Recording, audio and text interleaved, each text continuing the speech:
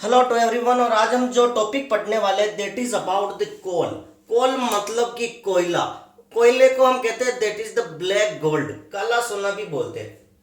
इसके बाद आता है कि ये कैसे प्राप्त होती है, कौन सी रॉक से मिलती है। तो जो रॉक्स होती है, मैंने 3 रॉक्स बताई थी, इग्नियस, सेडिमेंट्री और मेटामॉर्फस। तो ये सेडिमेंट्री रॉक से मिलती है, वो होती है अवसादी चट्टानें, आग्नेय, अवसादी और कायांतरित। और सेडिमेंट्री रॉक्स कहाँ से बनती है, कहाँ से मैंने बताया था, इग्नियस रॉक, आग्नेय चट्टानों से बनती है।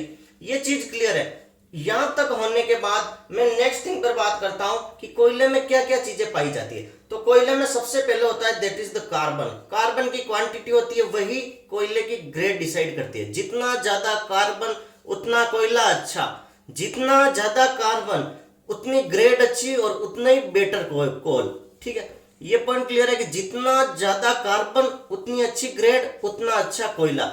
और बेटर कोयला मतलब पोल्यूशन कम होगा। समझ लो, कोई भी चीज पोल्यूट नहीं करती है, पोल्यूशन नहीं करती है, और अपनी एफिशिएंसी मतलब ज्यादा से ज्यादा क्या देती है अपने को, हीट। जो ज्यादा से ज्यादा हमें हीट दे दे वो बेटर चीज होगी। और जो जितना ज्यादा कार्बन उतनी ज्यादा ग्रेड, उतना अच्छा कोयला, उतना कम पोल्यूशन, उतनी ज्यादा हीट। कंसेप्ट क्लियर है? Okay, now come to the next that is mostly used for power generation and metallurgy.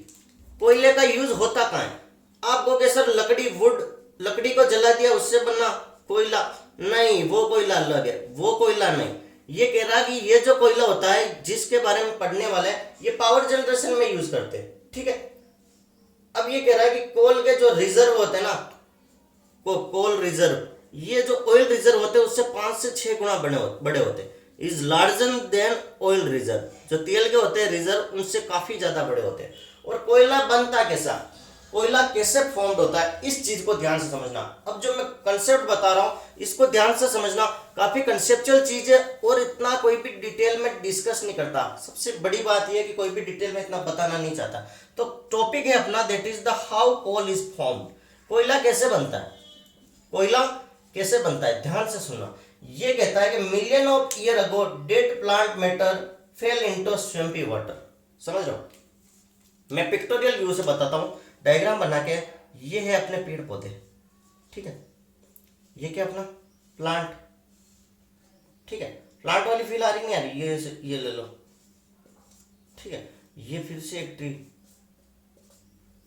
ये फिर से अपने प्लांट हो गया। ठीक है,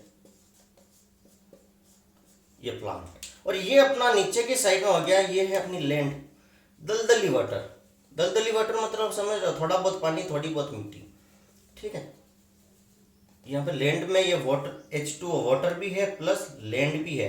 ठीक है, दलदली वाटर, ठीक है, जिसको अपन बोलते हैं स्वैम्पी सरफेस, स्वैम्पी सरफेस।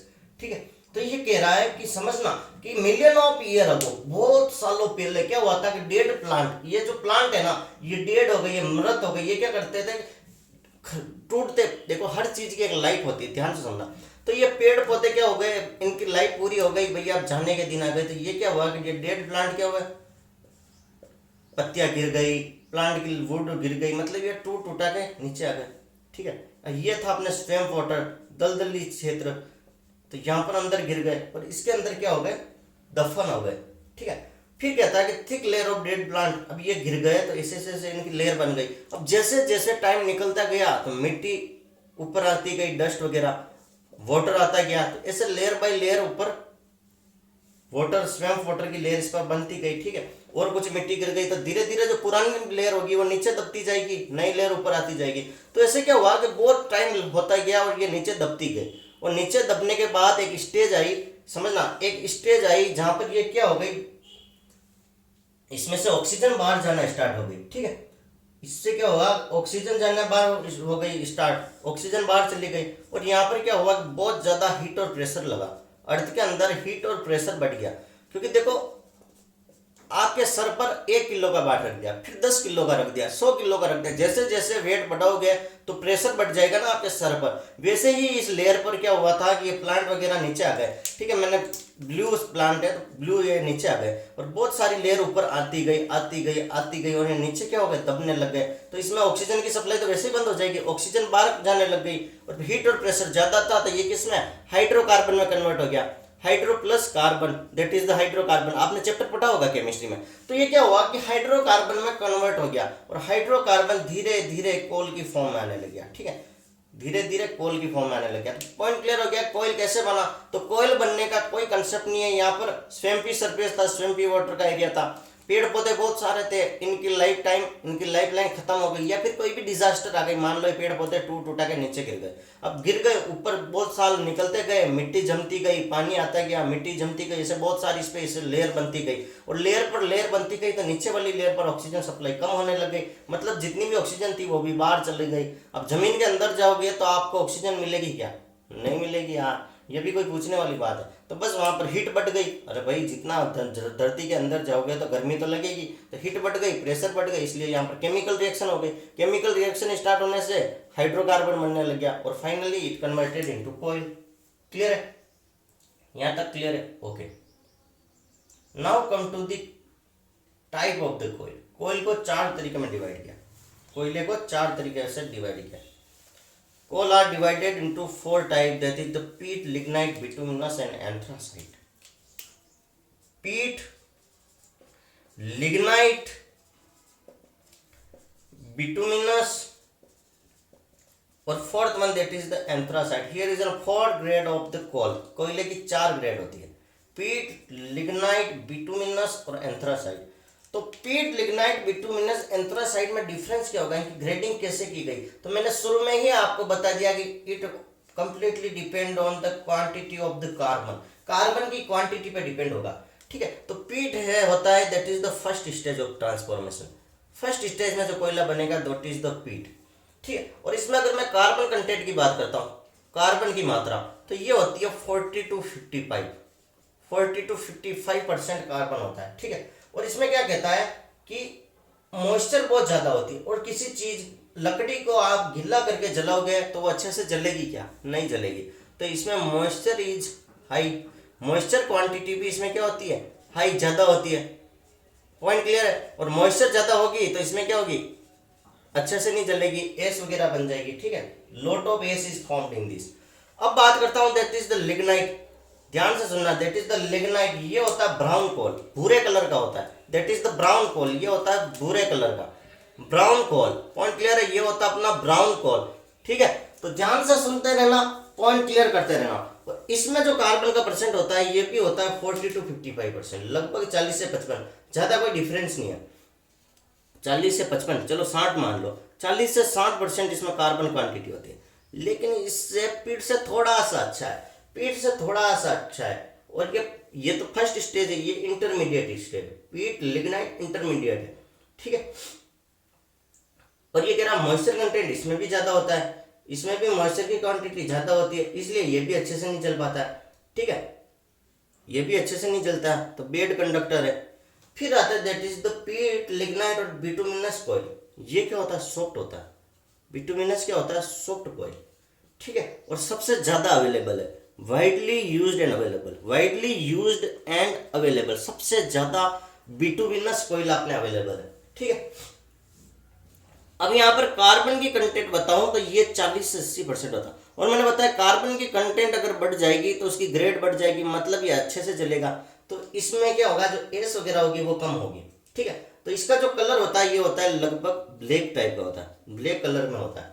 ठीक है, और ये कह रहा है मॉइस्चर एंड वोलेटाइल कंटेंट, ये भी 15 से 40% होता है। ज्यादा मॉइस्चर नहीं होती है इसलिए अच्छे से जल जाता है। कैलोरीफिक वैल्यू बहुत ज्यादा होती है। ठीक है, और ये यूज होता है कोक और गैस बनाने में। ठीक है, कोक और गैस बनाने में। कोक का नाम आपने सुना होगा, मैं फिर कभी डिस्कस कर दूंगा, अभी टाइम नहीं है लेक्चर में, तो 1 by 1 जो मेन कंसेप्ट है वो देखते जाओ। फिर अपना बात करेंगे that is the last one, that is the anthracite. अब एंथ्रासाइट किस टाइप का कोल है? तो ये है, सबसे पहले ध्यान से सुनना, ये हार्ड होता है। एंथ्रासाइट जो कोल होता है ये होता है हार्ड। सेकंड आता है इसमें जो कार्बन परसेंट होता है, मैंने क्या बताया, जितना ज्यादा कार्बन उतना अच्छा कोयला। 80 to 95% कार्बन होता है। आपको याद रखना इनकी क्वांटिटी कार्बन का, मैं ऐसे ही नहीं लिख रहा हूं, इनको याद रखना। ठीक है, तो कार्बन की क्वांटिटी सबसे ज्यादा होगी एंथ्रासाइट में। ठीक है, और वोलेटाइल जो मटेरियल होगा, वोलेटाइल मैटर, ये बहुत कम होता है। वोलेटाइल मैटर की क्वांटिटी बहुत कम होती है। अभी तक जो बढ़ रहे थे बहुत ज्यादा थी, इसमें वेरी वेरी लेस। बहुत कम, 2, 4, 5% होगी, ठीक है। ओके, अब ये कह रहा है ignite slowly and burn with nice short blue flame. ये कह रहा है धीरे धीरे जलेगा, शुरू में जलाएंगे तो धीरे जलेगा, लेकिन ब्लू फ्लेम के साथ जलेगा, और इसमें कोई भी एस नहीं बनेगी, ठीक है, इसमें कोई भी एस नहीं बनेगी।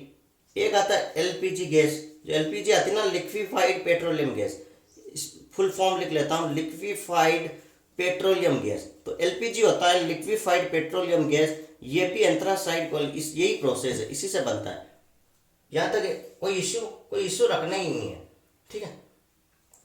तो पीट, लिग्नाइट, बिटुमिनस और एंथ्रासाइड का आपको बेसिक कंसेप्ट क्लियर हो गया होगा, ठीक है। और कह रहा है कि कोल का डिस्ट्रीब्यूशन इंडिया में कहाँ है, ठीक है, कौन से कोल फील्ड इंडिया में, तो that is the Gondwana coal field, tertiary coal field, ये सारी अपने इंडिया में सिचुएटेड है। ओके, तो ये कह रहा है first coal mine was opened in 1774 at Raniganj in West Bengal. ये याद रखना कि वेस्ट बंगाल के रानीगंज में सबसे पहली कोल माइन बनी थी। वेस्ट बंगाल के रानीगंज में सबसे फर्स्ट कोल फील्ड बनी थी 1774 में। इस चीज को याद रखना, कई बार क्वेश्चन पूछा जाता है, और मोर देन सफिशिएंट है, इतना मैंने बता दिया, इससे ज्यादा कुछ पढ़ने की जरूरत नहीं है। और अभी जो इंडिया है ना, कोल प्रोड्यूसर में 3rd नंबर पे, कोल प्रोड्यूसर में 3rd नंबर पे, फर्स्ट पे है अपना चाइना, अपना तो क्या बोलूं, लेकिन बोल दो, सेकंड है यूएसए, और 3rd नंबर पे दैट इज द इंडिया। तो यहाँ तक आपको कोयले के बारे में बेसिक कंसेप्ट सारे क्लियर हो गए होंगे। अच्छे से एक बार फिर से वीडियो देख लीजिए, जितने भी नोट्स मैंने बताए इनका स्क्रीनशॉट ले लीजिए, काम आएगा, काफी अच्छा है। कोयले के बारे में बता दिया कि कोयला क्या होता है, ब्लैक गोल्ड बोलते हैं, क्वेश्चन बन सकता है। फिर मैंने कोयले के बारे में बताया क्या होता है, कार्बन होता है, वोलेटाइल कंपोनेंट होता है, सब चीज बता दी। और कोयले के बारे में मैंने एक चीज भी क्लियर की थी कि सारा कार्बन का खेल है। किसका? कार्बन का खेल है। फिर 4 स्टेज बता दी थी, पीट, लिग्नाइट, बिटुमिनस और एंथ्रासाइड। कार्बन की रेटिंग धीरे धीरे नीचे आएंगे तो बढ़ती जाएगी। तो एंथ्रासाइड सबसे बेस्ट कोयला है, सबसे ज्यादा बिटुमिनस कोयला पाया जाता है, ठीक है। तो ये सारी चीजें मैंने क्लियर कर ली। ध्यान से सुनना, ध्यान से नोट्स बना लेना, और इस चैनल को लाइक शेयर सब्सक्राइब जरूर कर दो, ताकि और भी वीडियो बनाऊं तो आपके पास आते रहे। Thank you so much.